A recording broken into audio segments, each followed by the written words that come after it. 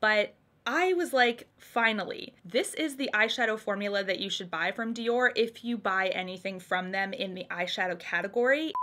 Hey guys, welcome back to my channel today. In today's video, we are going to be talking about what I think might be the best purple eyeshadow for spring 2021. I'm so excited. This is actually the new launch from Dior. This is the Dior 5 Couleurs Couture Eyeshadow Palette in the limited edition range for spring 2021. In today's video, I'm going to be chatting all about this palette, why I think it is one of the best for the upcoming spring season, why the texture of these are a little bit different, and also some bonus tips on how to use this properly. So if you guys want to know all of my thoughts on this palette and whether or not you think it is worth your money for yourself, then just keep watching.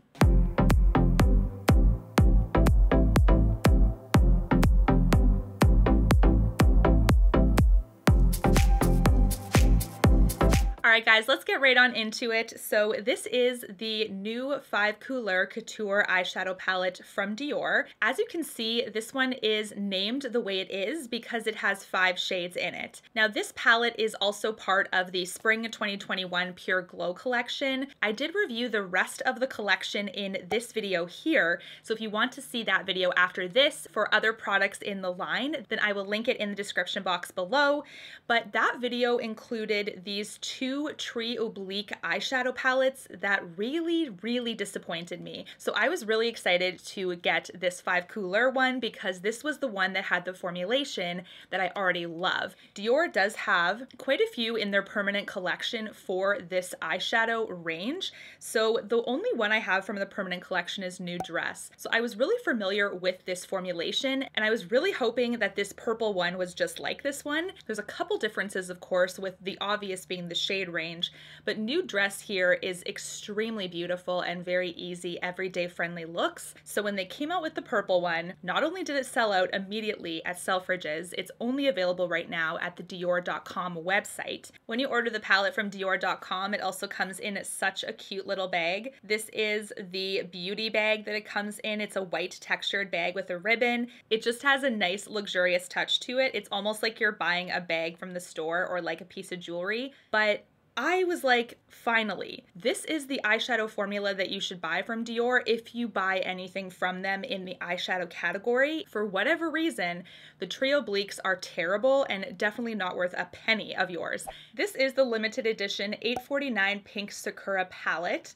And as you can see here, it is super stunning. The similarities between this palette and Nude Dress are that it's structured the same way. You can see that in the middle there is a satin purple that has Dior in the center. It does have a slight embossment in it as well, but the embossment is not as strong as the Trio Oblique flower pattern that was in the other palettes. Interestingly, the Trio Obliques are made in Italy, but the 5 Couleurs are made in France. So there is a different formulation there in a different area of the world that it's being manufactured in. Also, we have 7 grams of product in the 5 Couleurs palettes. This is the same as the Nude Dress palette, which is in the permanent collection. Both are 7 grams. Now, randomly, this price point is $1 more than Nude Dress. So Nude Dress, which is from the permanent collection here, this one is 62 American dollars or 72 Canadian dollars.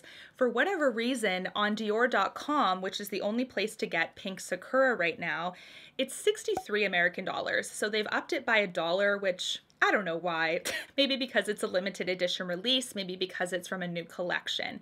So when you think about Canadian conversion, we're going to probably add a couple of dollars onto the 72 regular price. So just keep that in mind. It might go even up to 75 depending on the conversion. But the place to get it right now is only the Dior website. Like I said, it made a brief appearance on Selfridges, but sold out instantly. Now, Dior actually has a little bit of an instruction guide when it comes to how to use these palettes, similar to other brands out there, like Charlotte Tilbury, for instance. Her quads kind of have a bit of a direction to them. 12-pan palettes are grouped into 3, so it makes it really user-friendly. In the Dior ones, if you actually save the cardboard packaging, you can see that right up here, there's a little bit of a guide. It says for a softer look, you can use shades 1, 2, 3. For a more intense look, you can use 3 3, 4, 5. They have the top half with the middle shade for a softer look, and then the bottom half of the palette with the middle shade for a more intense look. And that makes sense because the top half has lighter shades,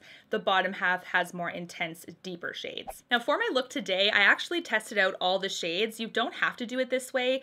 I purposely did that for review purposes to make sure that there were no shades that were duds or any differences between shades. But when you do work with them, you can work however you want. So for my look today, I went all over the lid with the first shade. This is in the top left corner. And this is an interesting shade because right away I could feel the impact of the pigment on my lid. It's very airy, very bright. It has a bit of a purple iridescent shimmer to it. And that shimmer component actually pulls it almost like a purple pastel color. So it is really nice and stunning. It kind of gives those unicorn vibes. No issues with blending this one out, no issues with layering. But what I will say is that because this is such a light shade, I would say my skin tone is light neutral. I'm definitely more on the fair side when it comes to the skin tone range. But for myself, I still needed about 2 to 3 layers for what I thought would be full opacity of this shade. So it is more on the lighter side, but it does have pigment and it does layer properly, which I really, really appreciate. Already, this is way better than the Trio Blique ones where it was Struggle Bus City and I couldn't even get pigment to show up on the eyes. The next shade is actually this shade that looks like almost like it's white in pan. You can see that on the top right corner. It looks white. It does actually have a white presence to it, but it has also a purple iridescent shimmer. So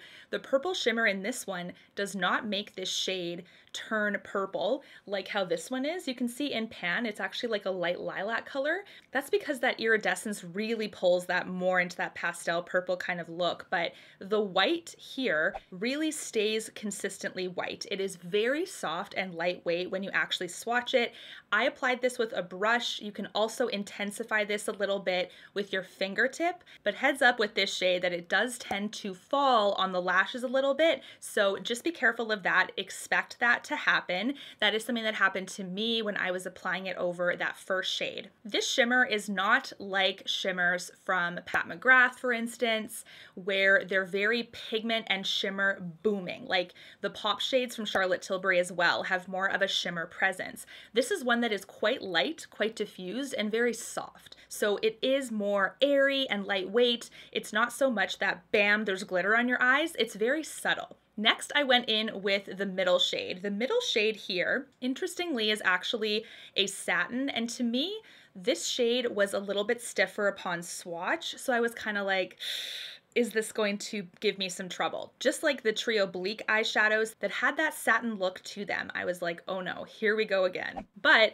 this isn't like that. So even though it is still a little stiffer upon swatch, it blends out really well and applies to the lid beautifully. It's definitely different than the first 2 shades, of course. That satin finish gives it a bit of a sheen and a creaminess, so you can definitely feel that when you are applying it to the lid. It's not as powdery, I guess is what I'm trying to say, compared to the other 2. The other 2 just kind of went bam, right on the lid, really easy to apply. This is one that's still easy to apply, but you can tell it has some weight to it. So this is one that if you want to leave the look right here, this is what Dior calls the soft look when it comes to actually using this palette based on their instructions. This offers a nice fairy-like, unicorn, very pastel, bright spring look, and you can definitely leave it here if you want. I will say that because the embossment in this palette is actually lighter than the embossment in the Trio Bliques, what I'm talking about here, you can see flower embossment. It's almost like the powder has different levels because of how the flowers are pressed.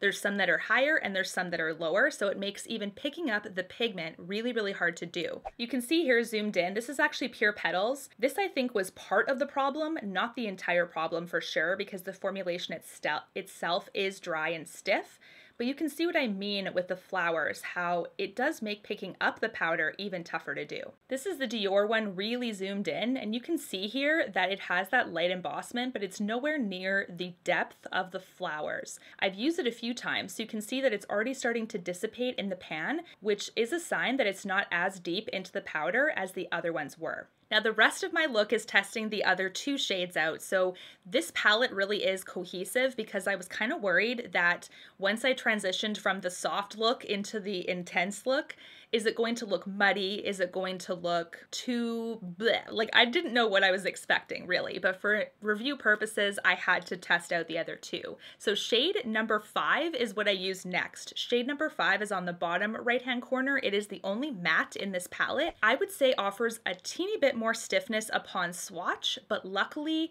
when you place it on the lid, it blends out beautifully and it doesn't give you any trouble doing so. It does pick up onto the brush pretty fast. So because of how deep this shade is, do make sure that you are being a little bit careful with that, because you can get quite a bit of pigment on your brush right away, especially if you're a beginner. This is something that is going to give you like, bam, right away, pigment.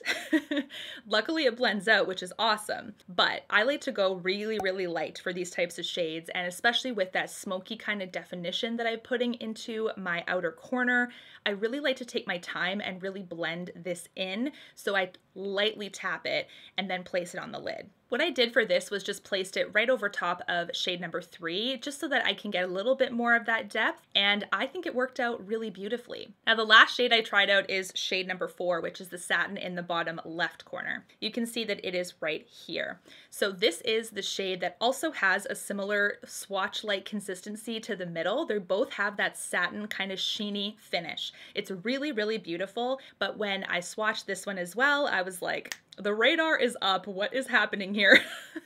But luckily, once again, it does apply beautifully. This is where I placed it kind of in the middle of the lid to offer a bit of a transition from the light purple into the deep. You can definitely do it that way, but I did find once I was applying this shade in the middle, I then had to add a little bit more of that white purple iridescent shimmer shade, that shade number 2, just so I could get a little bit more definition there, because shade number 4 did kind of start to swallow up the look a little bit because it is a little bit deeper. You can probably tell that I added a little bit of the purple into the lower lash line, just a little bit. Everything worked out beautifully, but my tips for working with the 5 Couleurs formulation: number 1, make sure that you are basing your lid. You must base the lid.